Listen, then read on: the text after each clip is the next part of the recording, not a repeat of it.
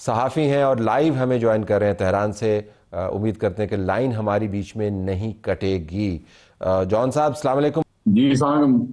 ये फरमाइएगा कि आप तेहरान से लेटेस्ट हमें क्या बता सकते हैं। बहुत कुछ हो चुका पिछले 24 घंटे में, और अब इसराइल की तरफ से ये भी प्लान जारी किया गया है कि जो भी ईरान के अहम ओहदेदार हैं उनको हम एक एक करके असैसिनेशन उनकी करेंगे।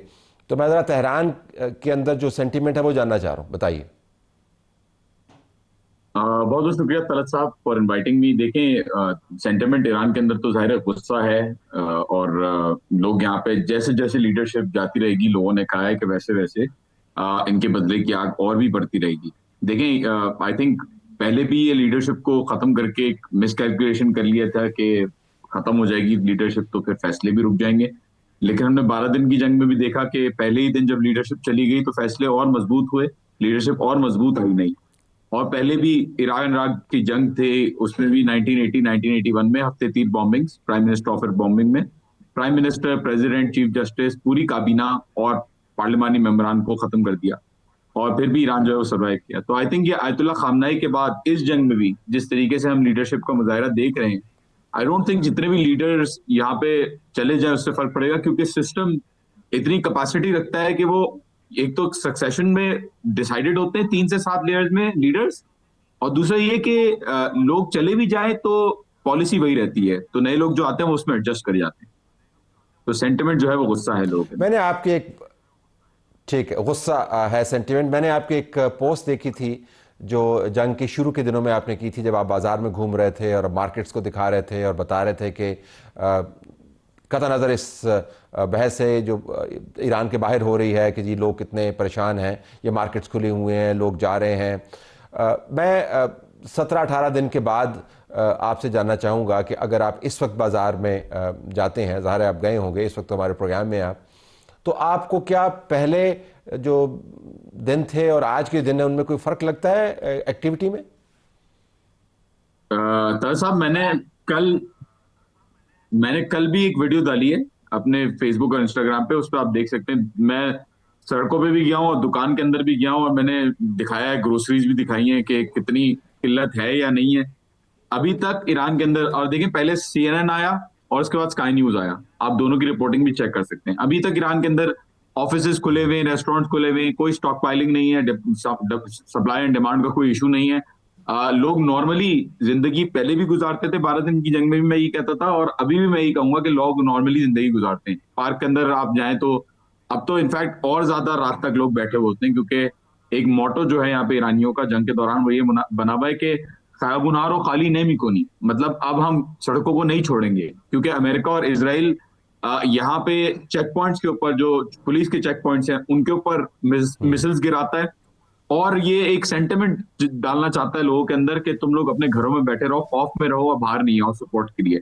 तो यहाँ पे लोग उल्टा और ज्यादा सपोर्ट के लिए बाहर गवर्नमेंट के निकलते हैं। I am not exaggerating this, मैं इसको मैंने कवर करके वीडियो में भी लगाया कि किस तरीके से लोग बाहर आते हैं लेट नाइट को। अच्छा, ये आपने ज़बरदस्त बात बताई। मैं CNN की ही एक रिपोर्ट देख रहा था जिसमें उन्होंने ये दावा किया है कि ईरान के अंदर जो मुमकिना तौर पर मुजाहरे हो सकते हैं, एक हैरानकुन रिपोर्ट है कि मुमकिना तौर पर मुजाहरों के पेश नज़र उन्होंने एक रिपोर्ट बनाई।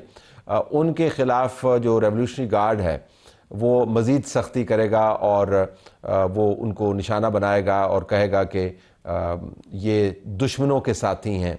अभी तक कहीं पर आपको मुजाहरे की खबर तो नहीं आई। उसके अलावा जो हुकूमत और निज़ाम के हक़ में है और इसराइल और अमेरिका की बम्बार्डमेंट के ख़िलाफ़ गुस्से के इजहार में मुजाहरे हो रहे हैं, इसके अलावा कोई ऐसा सेंस कि यहाँ पर लोग जो हैं इस निज़ाम से तंग आए हुए हैं, प्रोटेस्ट की तैयारी कर रहे हैं? तरह साहब, एक तो देखें, पहले तक नहीं आई थी ये बात कि अगर कोई बाहर निकला तो क्या होगा। अभी रिसेंटली स्टेटमेंट जो आया था पुलिस का, वो आया था आयतुल्ला मुस्तफा खामनाई के इलेक्शन के बाद, और 9 दिन तक ये system without any supreme leader चला।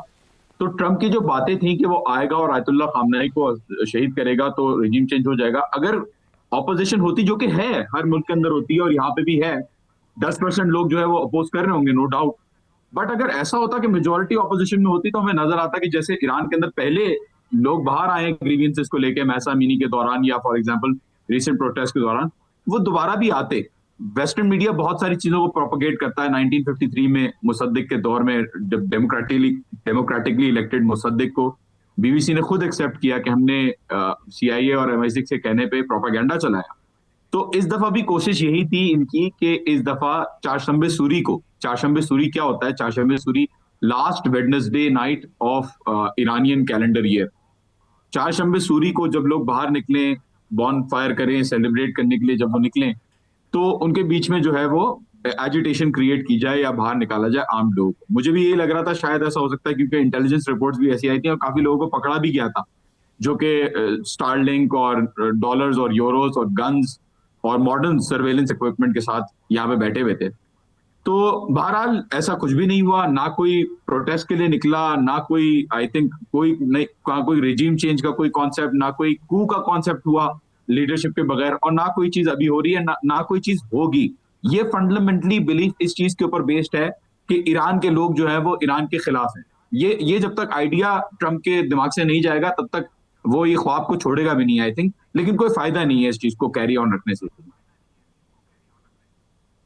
अच्छा, आप ज़ाहिर है ये जंग ईरान के कंट्रोल में नहीं है, ये जिन्होंने करनी है वो उसके ऊपर तुले हुए हैं, अगर जब वहाँ से भी मुतज़ाद हमें अब आराम मिल रही हैं कि जी पता नहीं जंग वो ख़त्म कर रहे हैं या चला रहे हैं उसको, जो स्ट्रीट का सेंटिमेंट है उसमें ज़ाहिर है लोग जंग किसी सूरत में नहीं चाहेंगे कि वो चलती रहे। बहरहाल नुकसान है, जब मैं नंबर देखता हूँ तो 8,000 के करीब अहदाफ हैं, और ये अहदाफ क्या हैं?